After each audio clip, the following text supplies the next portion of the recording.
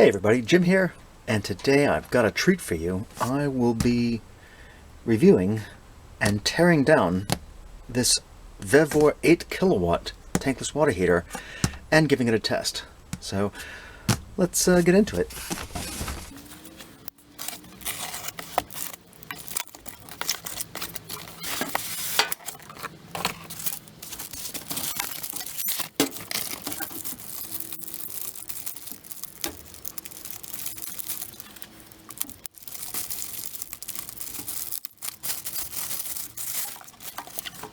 Oh my, it's pretty. Look at that thing.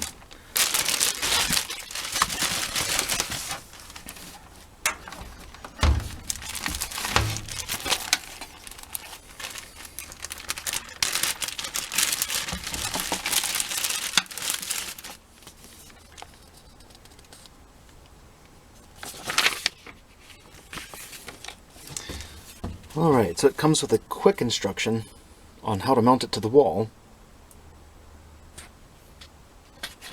And it does not appear that you can mount it any direction you want, but you have to pick a direction, usually with just the top at the very beginning. I'll hold it up to the camera, and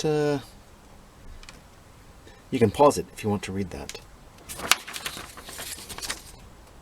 Interesting stuff. And it comes with another set of instructions, and they're in English, so that's pretty exciting. You have to have, for this one, 10 gauge wire with a 40 amp breaker.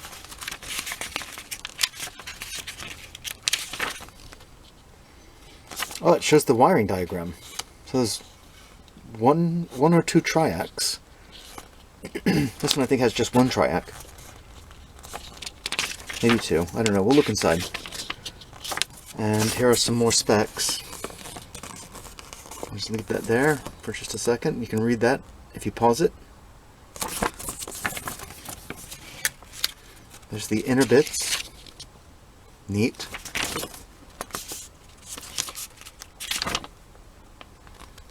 Yeah, it's all pretty straightforward. We'll look inside.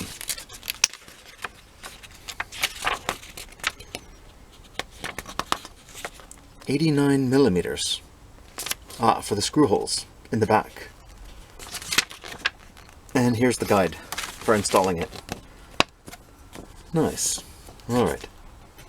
Well, let's tease it apart and see what's inside and void the warranty.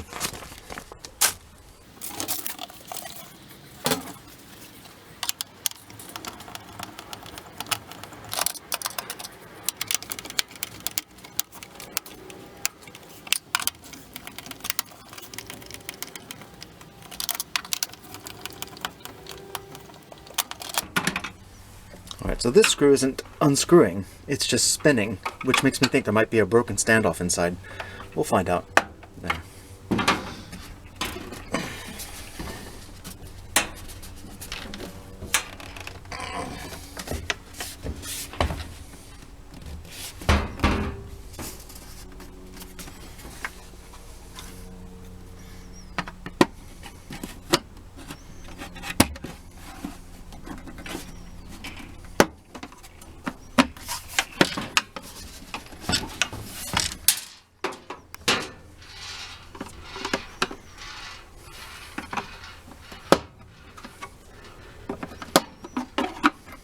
Wow, that's on there pretty tight.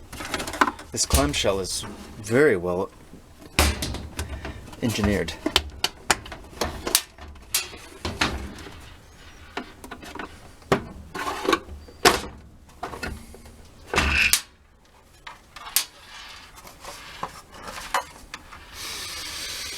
Oh, it's got that new tankless water heater smell. Very nice. And sure enough, the standoff was broken. Maybe I can fix that while we're at it.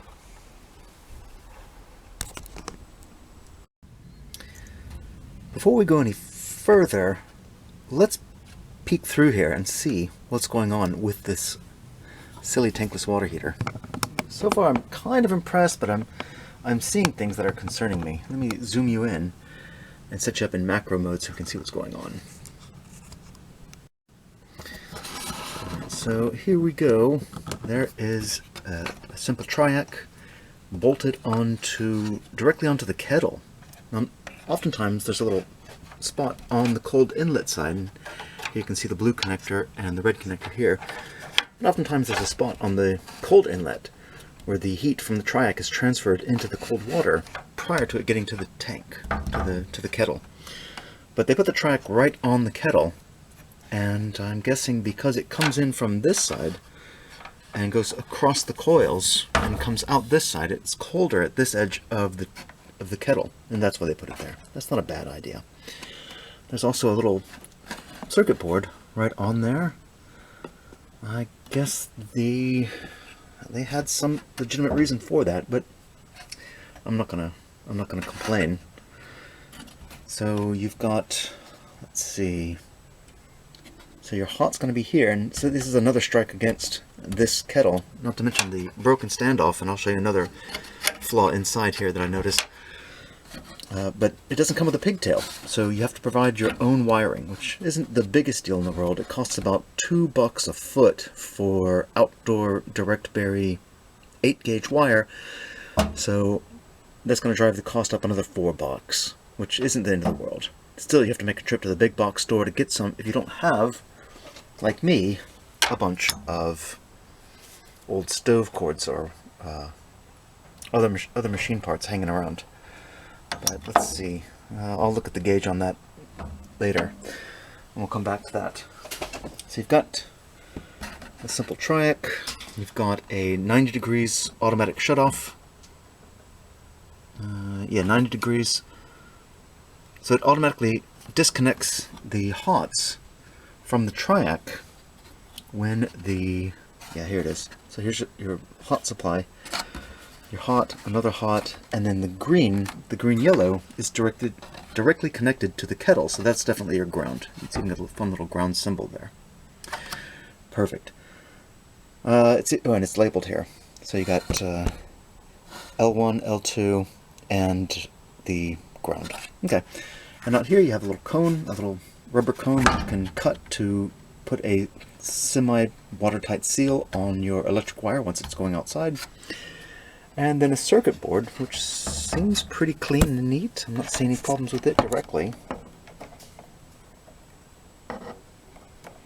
Yeah, it seems really, really simple. You've got your simple flow meter, your temperature gauge on the cold supply line, and your temperature gauge on the hot outlet, and then of course the hot outlet and the cold inlet. These look like they are brass, these bits. That might be aluminum and just painted to look like brass, but this is definitely brass. You can see the tool marks cut into it. This is obviously aluminum, which isn't the biggest deal in the world, and then of course you have 4 coils going in and coming out of the kettle, and they're connected. Let's see if there's anything else. No, it's just the triac that's controlling that. Just the triac controlling it, and of course the 90-degree cutoff. Looks like it has a reset button on it. Cute. Sorry, let me get you focused in there. Okay. I'll see if I can get the model number of this triac and include it in the video.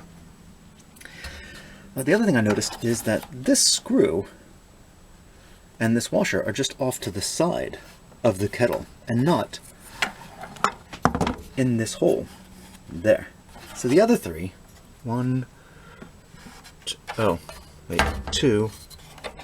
3, they're through the holes and into the standoffs in the plastic clamshell, but this one's off to the side, and it looks like these three could, the kettle could just be slid up 1/2 centimeter, and then this could go through that hole and hold it in place correctly.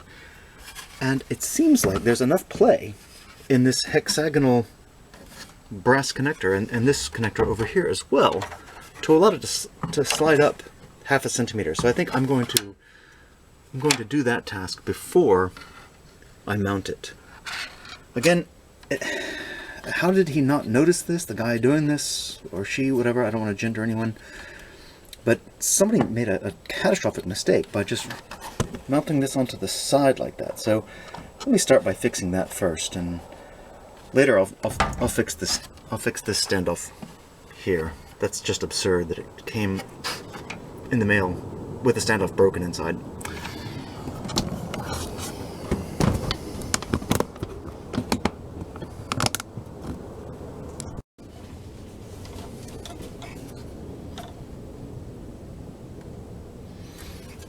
Ah, I see the problem now. Now I see why it cannot be moved and why this guy took the shortcut. Let me zoom you in.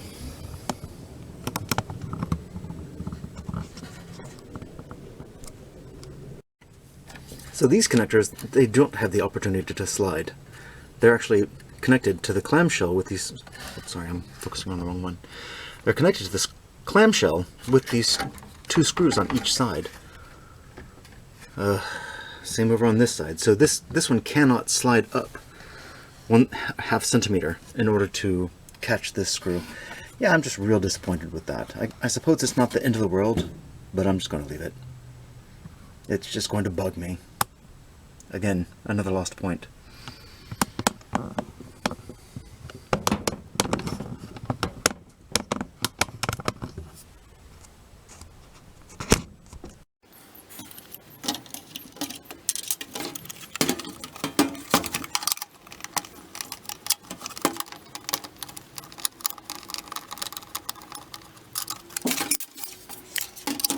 Alright, so I've got this connector off. Let me see if I can get this glued back in place.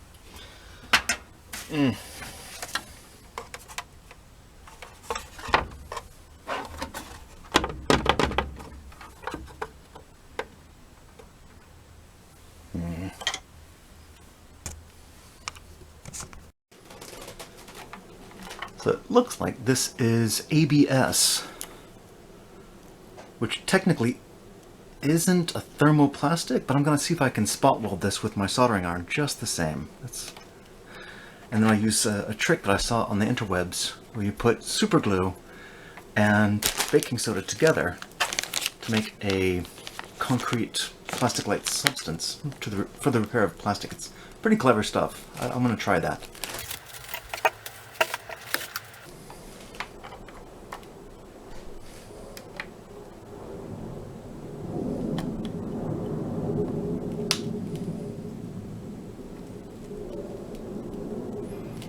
Before I get too far into this,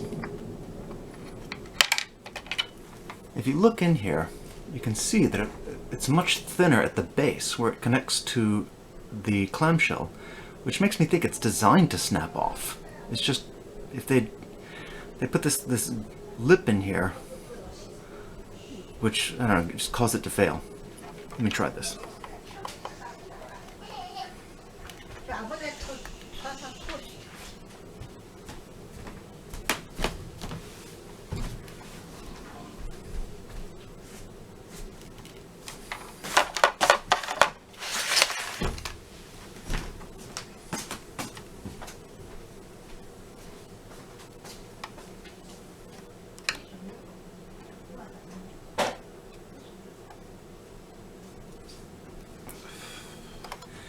It's definitely ABS. You can easily smell. Oops, I think I got off camera there for a second. Sorry. You can definitely smell the styrene.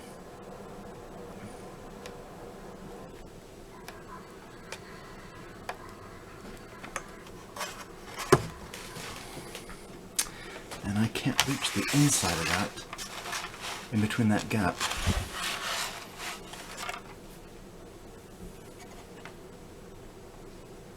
I can reach the inside. Let's try this.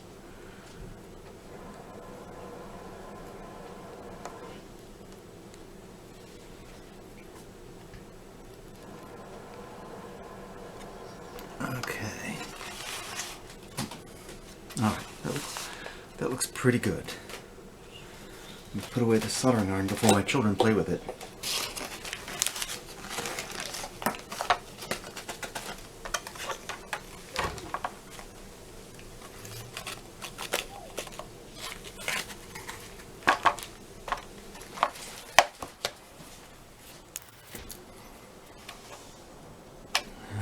Looks like it's close enough.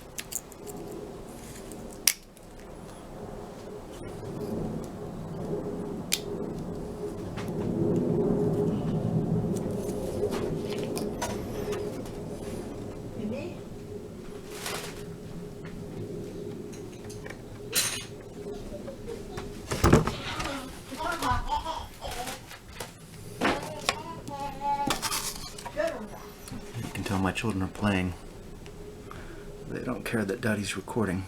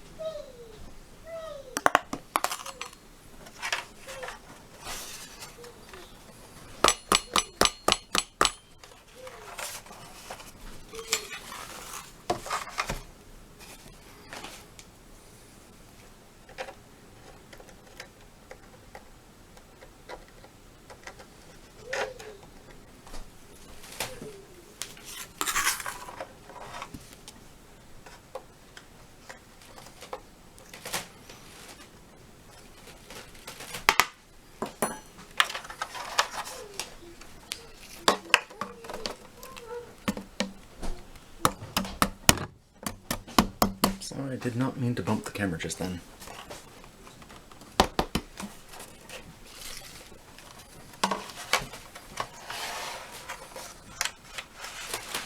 Alright, so it's that gap right there I can't get into with a soldering iron, but I can get in there with some super glue. Let me try that.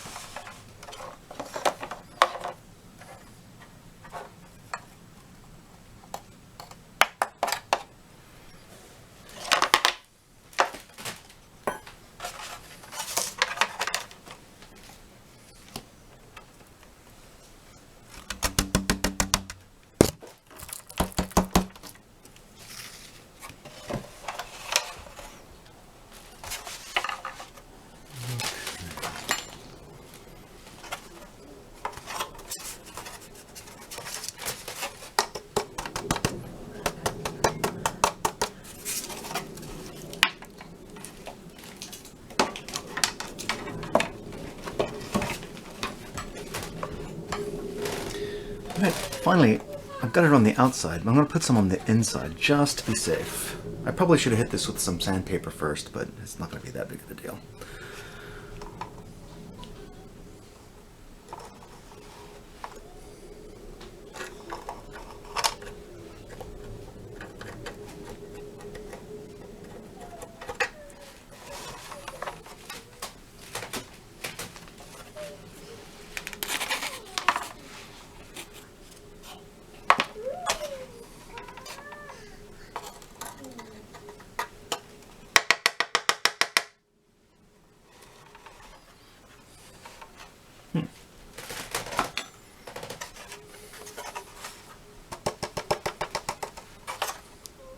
Wow, that feels very strong now. There's no give whatsoever. Hopefully that's in the right place.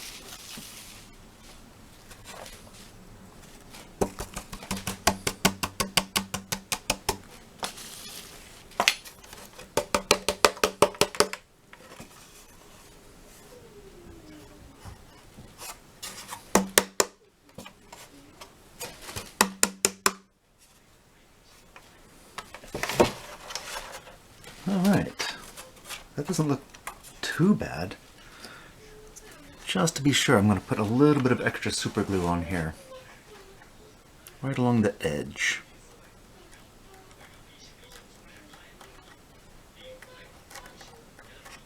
Give it a nice mechanical bond. There's a dry spot there. And it's a little prettier. So I, again, did not mean to bump the camera.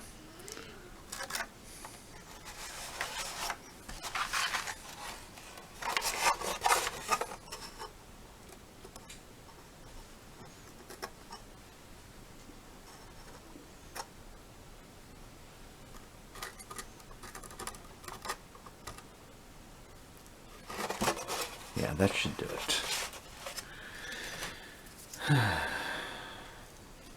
Always, when you're using these Keen bottles, well, I like these, but you have to be careful at the very end to slurp all of the air out of that tiny little point.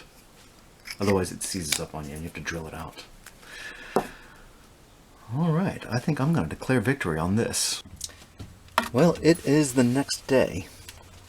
I went to one of the big box shops here in Pensacola, the one at the corner of Mobile Highway and Fairfield, and I won't bother telling you which one, but I will tell you that their customer service has fallen to new lows. Now, it's the one where Jim is in plumbing, and he's a great guy, and Gary's over in electrical, and he's great. But it took me 15 minutes to check out. Actually, I went last night as well, and there was nobody in plumbing or electrical. So I just walked out and didn't buy. I went back today looking for what I need. It's not a big deal, but gosh, come on, guys. Alright, with that said, I've gotten some 8.2. Now granted, you don't need 8.3. A lot of people make the mistake of buying 8.3 or 6.3 when they're doing these tankless water heaters, but you don't need that. And you definitely don't need these old stove or dryer cords, because these are only 10 gauge wire. You see there where it says 10 AWG. Don't use 10 gauge wire with these, use 8 at the very minimum. 8 gauge gets you up to 40 amps, and you shouldn't have any problems. Let me see if I can get this split open. There it goes. Alright, with this setup you're going to have 2 hots and a ground. There you go. And you don't need a neutral. These things don't use neutral. You peel back this direct berry jacket, because we're not going to use that. By the way, direct berry is the same gauge as the indoor stuff, but costs about half as much, and that's why I buy it. Why does it cost half as much? I just don't know. So this is $2 a foot. Let me hush up and just get this peeled.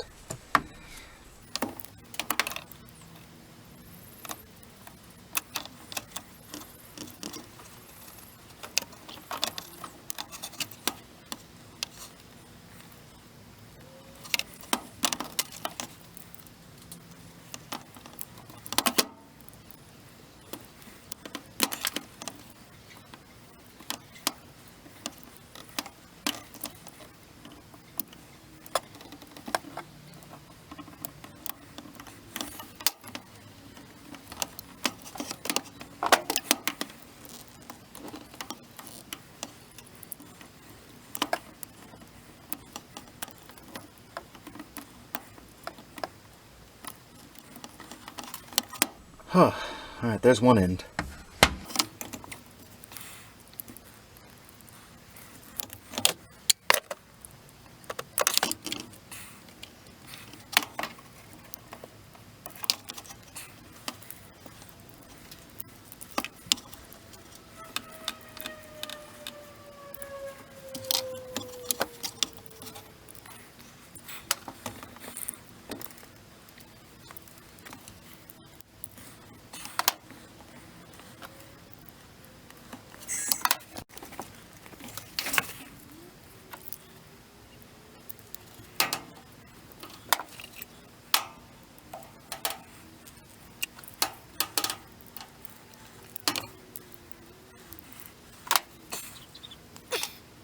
Alright, there's the other end. Boy, that stuff is really stiff. Oh boy, okay. Let's see if I can get this wired into this tankless water heater now. Boy, it's stiff. I think the more expensive stuff is a little less rigid, and maybe that's why it costs more. Heck, I don't know.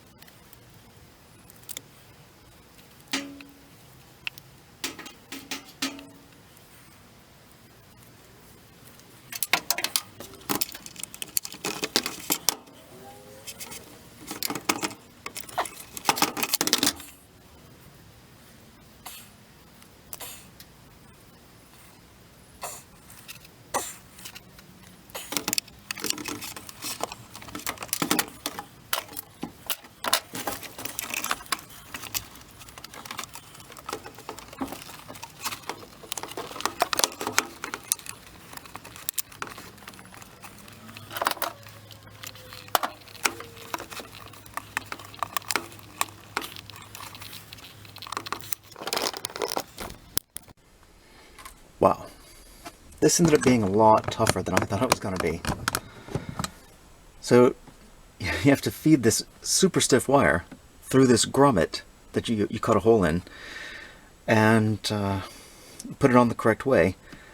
These bars are pretty close, so I didn't cut much of the wire jacket back, the external jacket, and boy, it's still pretty darn tough. So what I'm noticing is that this terminal here,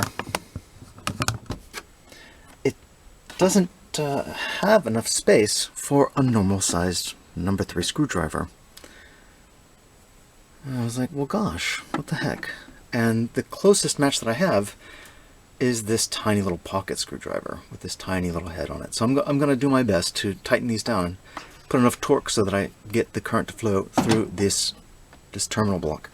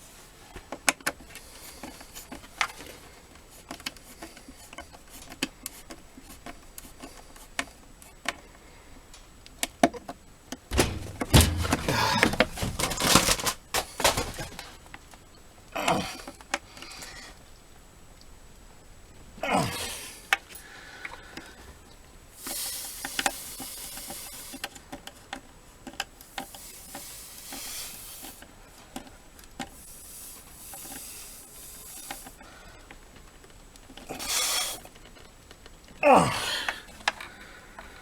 my goodness.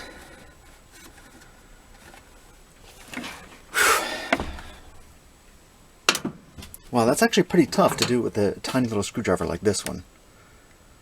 But I think I've torqued it enough, and I can feel when I'm doing it, it clamping down and going inside the metal socket inside this contact block. Ooh. Alright. Yeah, so my advice, when you're buying this cable, try to get some that's very supple and flexible, instead of this really rigid stuff. If it costs extra, if it costs $2 extra per foot, then by all means pay the extra $2, so you can avoid that. Gosh, this stuff's so flexible. The stuff that comes with it, very flexible. This stuff, incredibly rigid. So it looks like I've got this in place, and there's a spot for it here in the back, the wire to come out, and it looks like you can go up, which is what I'm going to do, because I just don't feel like trying to bend this wire off to the side. But yeah, there's a nice little notch here if you have some supple wire to come out the side. I'm going to bend it up and hopefully not break the clamshell. Yeah, there it goes. Alright. Boy, is that tough. Yeah, I don't think I'll use this stuff again. My goodness. Oof. Alright, let's see if I can take the old one off the wall, the one that I'm using now, and put this one in its place. Whew. That was a hard task. Definitely get some supple wire.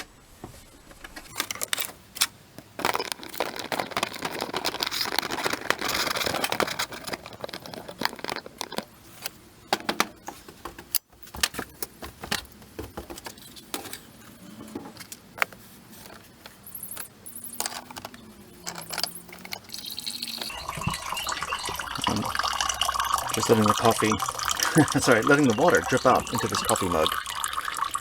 So the more I can catch in that coffee mug, the less I'll have to clean up.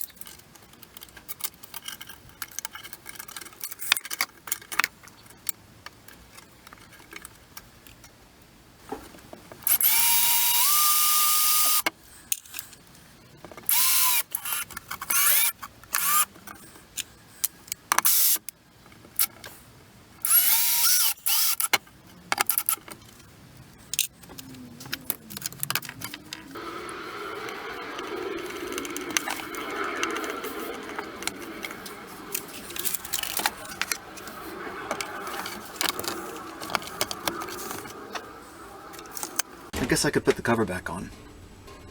Nice.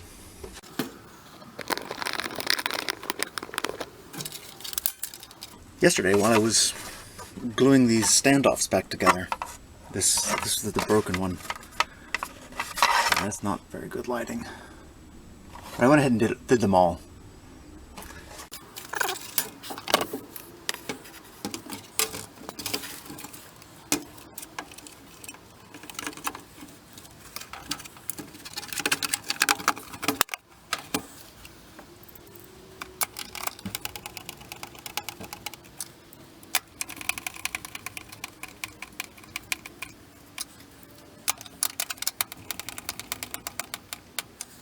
This is the one that I repaired. Let's see how it does.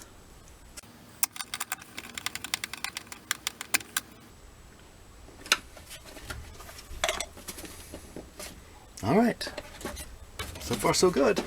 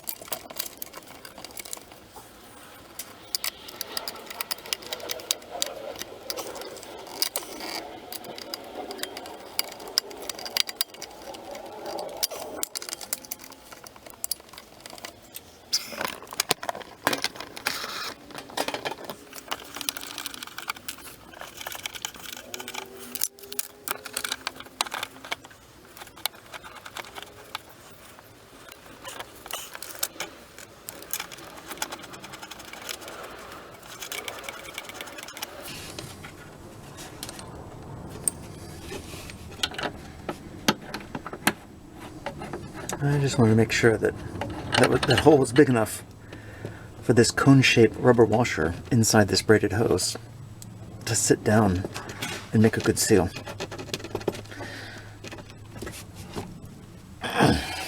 Alright. As usual, I have to go a quarter turn past hand tight with these rubber washers. So let's go quarter turn. And quarter turn. All right. Ooh, that was a lot of effort, gosh.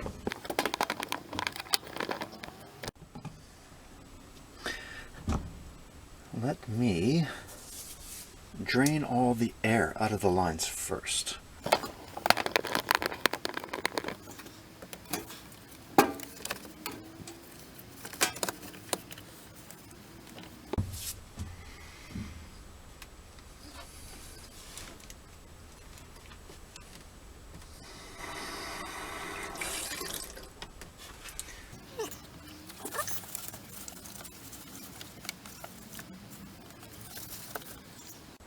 Alright, looking pretty good.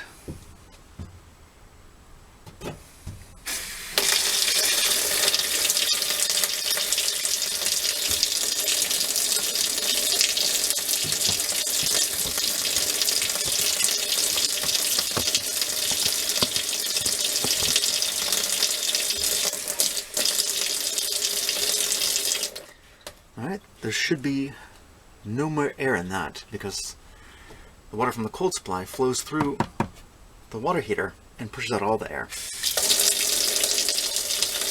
Let's fire it up and see what happens.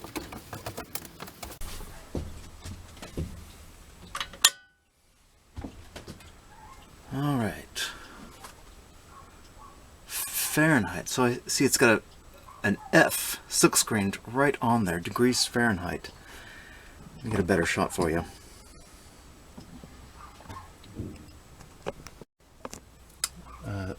Degrees Fahrenheit, so I'm guessing this one doesn't do Celsius, it just doesn't know it. So, where was it at? 140? That's a little hot. Oops. Oh, and it doesn't do integers, it only does even numbers, but no odd numbers. Okay, So we're going to go 134. Let's see what that does. That seems about right. Yeah. All right. Let me fire up the water.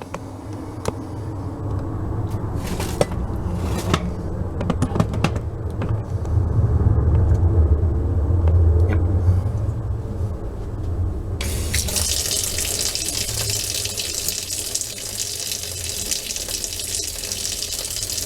All right, it's jumping up. It's at 93, 100, and it's coming out of the faucet pretty hot.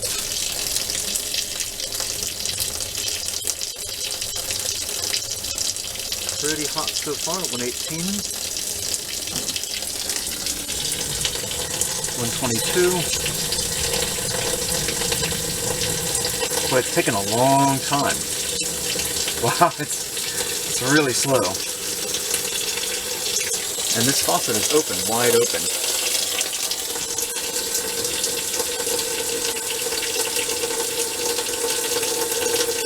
Huh.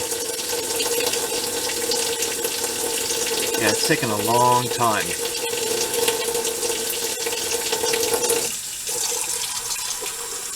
That's pretty hot. It feels like about 125 degrees. Alright, well let's see just how hot this is.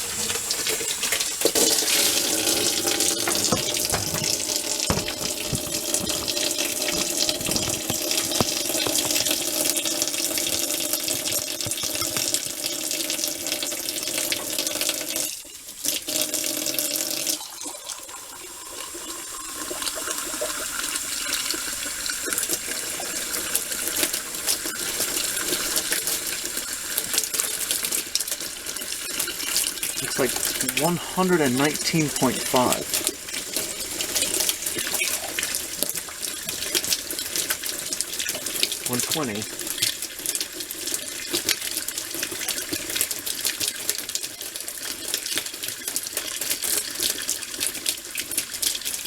Oh, it's getting hotter. Boy, it's taking a long time.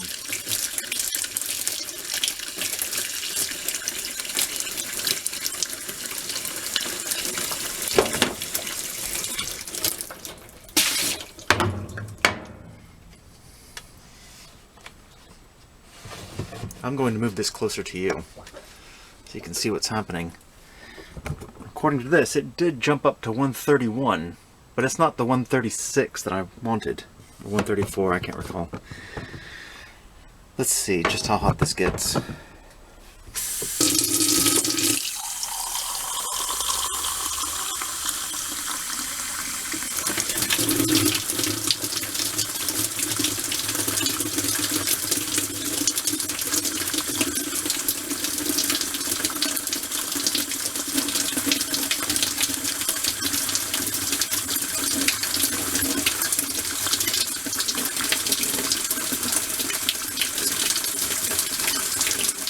Alright, on the appliance it's reading 129, but the thermometer in my hand, which is pretty accurate typically, reads only 123 degrees.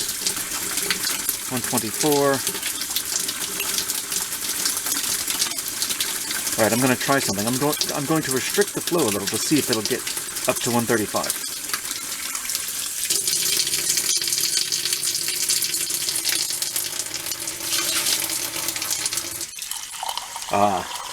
Alright, so on the appliance it's reading 134 now.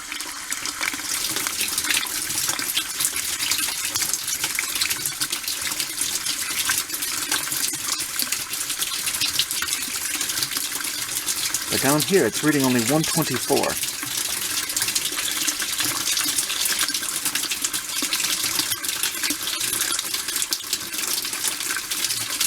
Alright, I'm a little displeased. Okay, so the thermostat inside the machine isn't very accurate. Alright, I think I'm ready to make a review.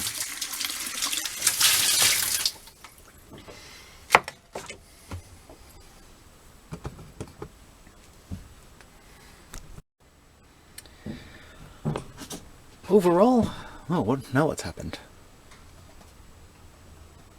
Oh, it just goes dark if there is no activity. It just blinks. Okay, I wonder what this menu does. The menu button does nothing. Okay, so you have off, up, and down, and it's always Fahrenheit. Alright, guys. Oh, and that's backlit. That's not actually silk screened. That's actually... yeah, that's backlit. Okay, so that's actually kind of nice. So the thing's quite pretty. The size isn't too bad. It's not like the other water heaters that I have tested here, where they're just maybe 5 or 6 inches taller than this one and take up a lot of space unnecessarily. This one's pretty compact, and I like that.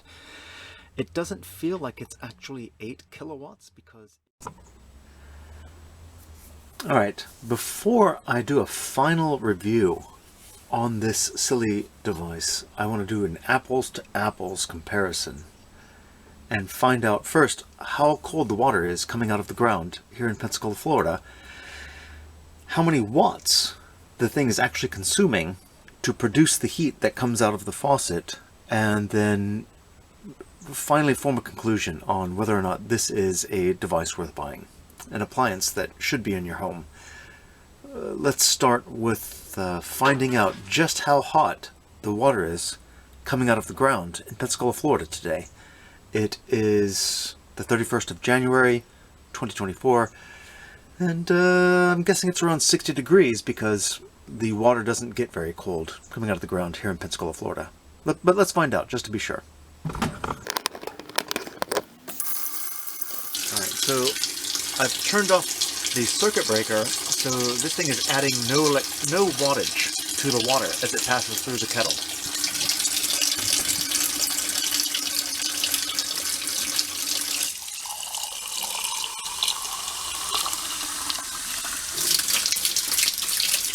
Alright, let me zoom you in.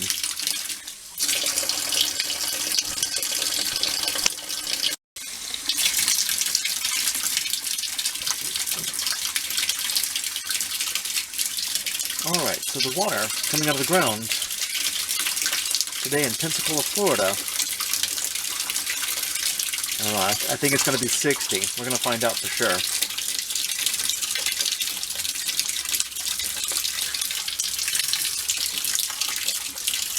Oh, it's heating up. Here we go. So the water in the pipes above ground is a little bit chillier than the water that's in the ground. Let's find out what's going on in the ground. Alright, we're at 59.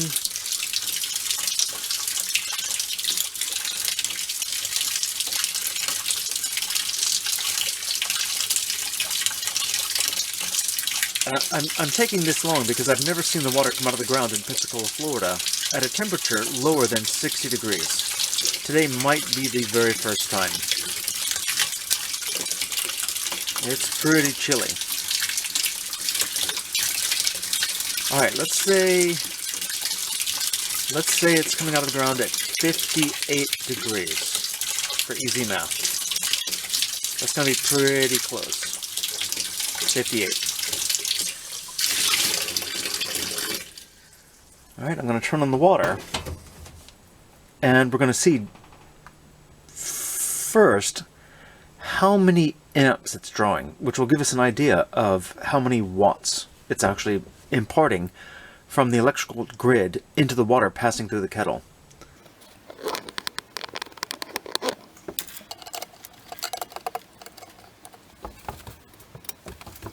Here we go.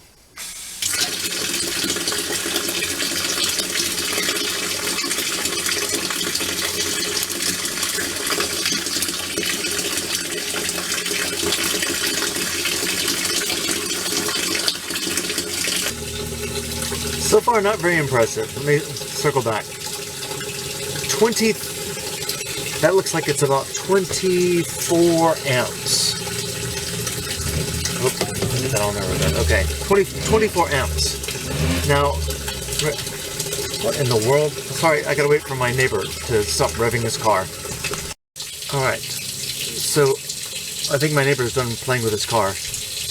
And I'm seeing 24 amps, but realistically, it should be much more, because I set this to a low temperature for the washing machine, I'm going to see if I can get 134. Alright. Alright, so it jumps up. Huh. 34 amps is where it maxes out. So it's trying to do 129. Oh, let's get up to 131. But it's only putting in 34 amps. Huh. Now that's not quite 8 kilowatts at 220 volts. Let me think for a second. 34 amps at 220 volts gets you about 7,500 watts. Not quite the 8,000 watts that the thing advertises, but still pretty good. So that's actually a little bit better than the EcoSmart 8 and a handful of others, but it's not quite 8 kilowatts. Now, if we were running at 240 volts, like in a lot of other countries, then this device would be producing 8 kilowatts of energy. Alright, so yeah, I'm not that disappointed. I've got 132 degrees Fahrenheit coming out of this thing now at a flow rate of about 1.5 gallons per minute. It's not that bad. So yeah, I'm ready to make a decision on this. Honestly, it's not a bad device. The clamshell had some flaws, and I think that somebody at the factory took some shortcuts, maybe used a electric screwdriver to coax the thing together, but then wasn't as careful as he could be, and when he noticed that he snapped the standoff inside the clamshell, just left it and said, "Eh, whatever. Somebody else, the customer will just have to deal with it." The connectors at the bottom, very suitable for these stainless steel braided hoses from 3/8 to 1/2 inch NPT. It's actually in the line with the ratified standard for NPT. I'm pretty excited. The hoses go on great. They don't leak at all. Very excited. The wonky screw and washer that holds the kettle onto the clamshell, yeah, I can see past that. These connectors are held in tight to the bottom clamshell with 2 screws each, and then the kettle itself is held in place quite nicely. Even though one of those screws is wonky, it's not that big of a deal. There's only one triac controlling this. In a lot of these you'll see a triac or 2 triacs and 1 or 2 relays as backups, just for safety's sake. But in this one it's just a triac and then the 90 Celsius automatic cutoff that kills the energy going into the system. It's great, it's safe. I think that's just fine. I don't think we need that much more safety in these silly things. And yeah, except for the missing pigtail. And I went back to the big box stores, both of them, you know the names of them, and looked to see if they had some flexible 8.2, but nobody sells flexible 8.2. Now you can go on eBay or the Amazon, and you can find 3-prong 40 amp stove cords for sale. That'll work out just okay with these. Maybe around 15 bucks with free shipping. You can plug that in and it's going to be flexible and it'll work out okay. But if you want to be cheap like me and you want to put 2.5 or 3 feet of store-bought 8.2 between the tankless water heater and your quick disconnect coupler there, then yeah, you're going to get away with spending about $4 or $6. It's not that big a deal. Oh, I don't know why my washing machine is running. Oh, that's weird. Alright, I'll circle back to that. Anyway, everything's going pretty well with this thing. For the price, $129, I can't really complain. It's, as you can see, it's nice and dry.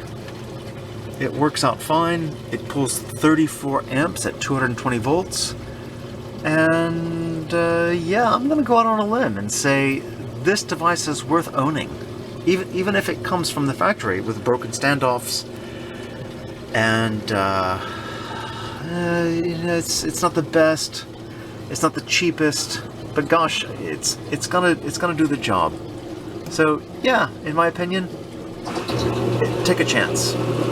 I don't know what's going on with my washing machine. Let me see what's happening here.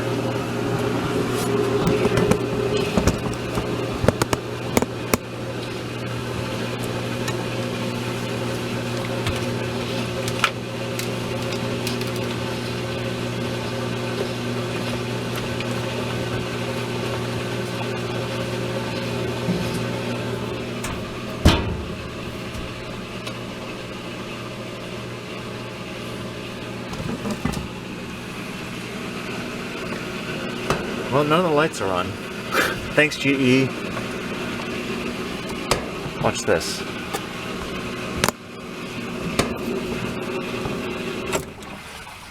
I have no idea. Oh, you know what? I think it detected some water in the bowl. Sorry, in the tub, and just elected to spin a cycle and pump it out. Oh, okay. All right, GE, that's not too bad. But back to this Vevor thing, yeah, I say take a chance. It's not too bad. Seriously, this is kind of a sticking point. This cord, you can get this stuff for maybe a foot for $1 or cheaper, and for them to include 3 feet of 8-2 pigtail, such that you can connect the thing directly to a quick disconnect box, might cost them $2, maybe even $3. Gosh, yeah, I say, hey, just take a chance and include it. Well, hey, I sure learned a lot making this video, and I hope you did too. Thanks so much for watching.